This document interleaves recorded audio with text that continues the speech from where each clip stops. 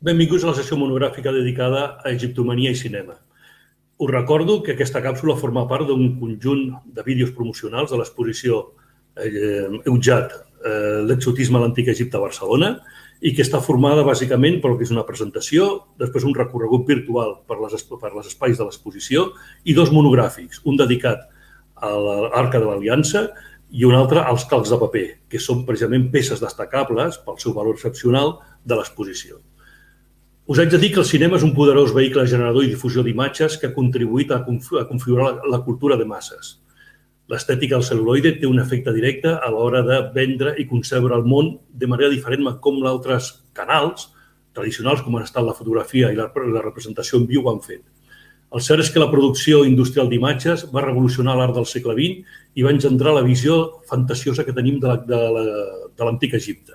En l'exposició Eutjat, l'exotisme a l'antic Egipte, s'hi exhibeixen materials prestats per la Filmoteca de Catalunya, que il·lustren precisament aquest procés. L'Esteve Rimbau, el seu director, ens explicarà una mica quin tipus de material ens ha fet arribar a la nostra exposició i que està format bàsicament dels lobby cars, revistes especialitzades, novel·les cinematogràfiques, etc. Ens podries una mica explicar què és tot això i per què servia?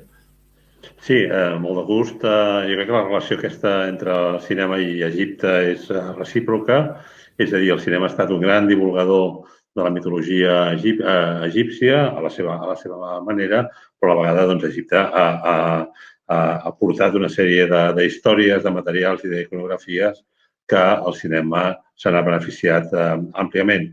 Aleshores, dintre de la col·lecció documental de la Filmoteca, el que hem trobat i hem aportat a l'exposició són una sèrie de materials publicitaris justament per la divulgació d'alguns d'aquests títols clàssics que s'exhibien a Barcelona, en un moment en què el cinema era un gran espectacle de masses i, per tant, bevia d'aquestes fonts complementàries com podien ser no només els lobby cars, les famoses cartelleres en els vestíbuls del cinema, sinó que moltes vegades el mateix cinema també vestia la seva façana d'elements iconogràfics. El Capitol de la Rambla n'era un exemple, però el Cursal de la Rambla a Catalunya també.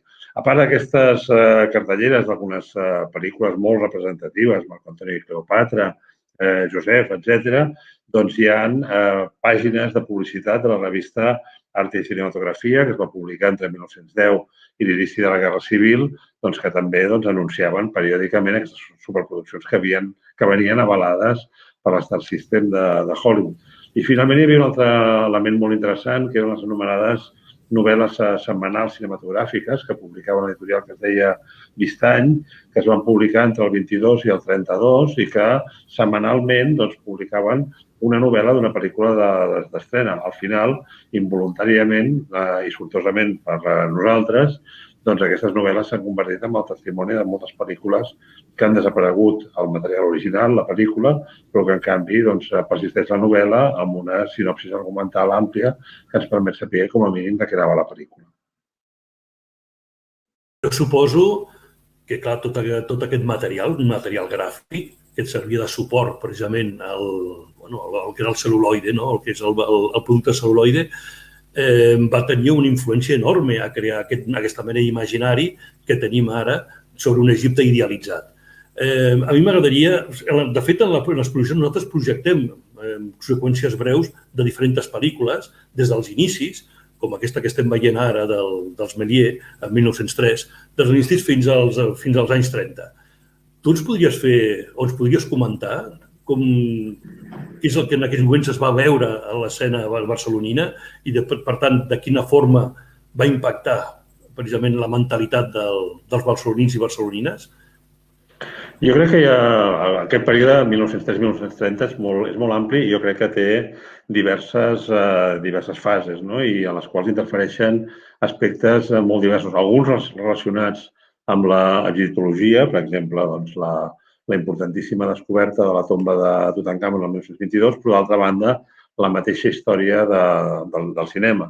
Els orígens, i això que estem veient, doncs, imatges de molt al principi del cinema. Méliès filma una Cleopatra el 1899, el primer filmant aquesta mena de mòmia de 1903. Estem parlant d'un període que utilitzaven un terme que a mi m'agrada molt, que és el de vistes, i aleshores ells parlaven de vistes animades, i aquestes vistes animades podien ser documentals de paisatges i llocs doncs, que a la gent no li era fàcil anar, i d'altra banda eren imatges doncs, d'iconografies molt representatives. Una d'elles era la Bíblia, evidentment, passions de Jesucrist, és a dir, el Nou Testament, però en forma de seqüències molt petites, no hi havia llargmetratges, estem parlant de pel·lícules molt curtes, aquestes vistes, però també d'aquest Antic Testament, doncs, evidentment, això portava cap a aquesta connexió cap a Egipte. I això connecta amb un fet que per mi és indissociable, és que en el moment en què es consolida la gran indústria de Hollywood, els grans productors, els primers grans productors, estic parlant de 1914-1915, quan es constitueix l'imperi daurat de Hollywood, els llargmetratges, etc., la majoria d'aquests productors són jueus. I, per tant, per ells, doncs, Moisès és quelcom més que un heroi mitològic, o deixa de ser un heroi mitològic per convertir-se gairebé en un heroi nacional. És a dir, és el conductor cap a la Terra Promesa, i això doncs, trastoca o reubica tota la mitologia egipta doncs, en el paper de que Egipte no només és un lloc exòtic, sinó que és el poble opressor del qual s'alliberen els jueus per traslladar-se cap a la Terra Promesa. I això genera, diguéssim, tota una abundant filmografia al respecte. Sense oblidar, i entrarem després amb el gènere, si et sembla, que també hi ha un component important per la via de l'erotisme, que és el personatge de Cleopatra. I aquí el primer Star System doncs, també aporta estrelles molt rellevants, com una tal Theda Bara, que la mitologia deia que havia estat engendrada en una tenda de campanya al mig del desert, etc. Es deia Theodosia Goodman i havia nascut a Cincinnati, no? I, per tant, doncs, no parlem més, però sí que la figura de Cleopatra doncs, ja genera aquest Star System per la banda de l'erotisme, que després també més endavant toparà amb el Codi Hays i amb la censura. Això pel que fa als orígens. Després, si vols, podem anar desenvolupant diverses èpoques, però insisteixo en aquest concepte de que per mi hi ha diversos períodes cinematogràfics i també aquesta frontera històrica que probablement conflueixen, que és la data de 1922-23 amb el descobriment de la tomba de Tutankamon. Home, doncs mira, ara que ho has esmentat, sí que m'interessaria endinsar-me precisament amb aquestes fronteres o amb aquests períodes al qual t'has referit. I m'agradaria que ho fessis en relació precisament al que són els patrons narratius que apareixen nous. És a dir, com a poc es va produint l'allunyament del que serien els temes més clàssics basats en la Bíblia i en canvi són substituïts per personatges nous, carregats precisament de nous sentits, com és la mòmia i Cleopatra. Ens podries explicar una mica com es produeix aquesta evolució? Com passem precisament d'un patró narratiu a l'altre a partir de tota una sempre de pel·lícules que es van veure a Barcelona, òbviament? Jo no sé si és tant per personatges, és a dir, jo quan... També hem de parlar de grans icones, i llavors per mi la mòmia, la primera gran mòmia és la de Boris Karloff el 32, i llavors aquí estem parlant del final d'aquest període que tu esmentaves, no? És a dir, per mi la mòmia de Boris Karloff és el terror de l'Universal, i el terror de l'Universal és el reflex cinematogràfic de la depressió econòmica, d'un moment de pànic col·lectiu, i això genera, diguéssim, tota una galeria de monstres cinematogràfics assumits i canalitzats per una mateixa productora, la Universal, i aquí trobem doncs, el Dràcula del Bela Lugosi o el Frankenstein i el mateix actor, el Boris Karloff, doncs, fent el paper de la mòmia. Curiosament, si pensem una mica, la mòmia cinematogràfica de Boris Karloff té bastant a veure amb el Dràcula. No deixen de ser personatges tràgics, romàntics i que arrosseguen al llarg del temps d'una forma immortal i fatídica doncs, aquesta mena de pulsió sentimental o amorosa. Per tant, jo la mòmia l'encaixaria aquí. Cleopatra n'hi ha diverses i, com deia abans, doncs, el fet de que aparegui el Codi Hays a l'any 34 doncs, també marca una frontera. És a dir, no és el mateix la Cleopatra de la Claudette Colbert, que fa un moment hem vist imatges, amb el signe de la creu del mateix Cecil B. DeMille, que és 2 anys abans, però abans del Codi Hays. És a dir, la permissivitat de l'exhibició eròtica i fins i tot violenta de cristians devorats per lleons, etc., no és el mateix abans que després del Codi Hays.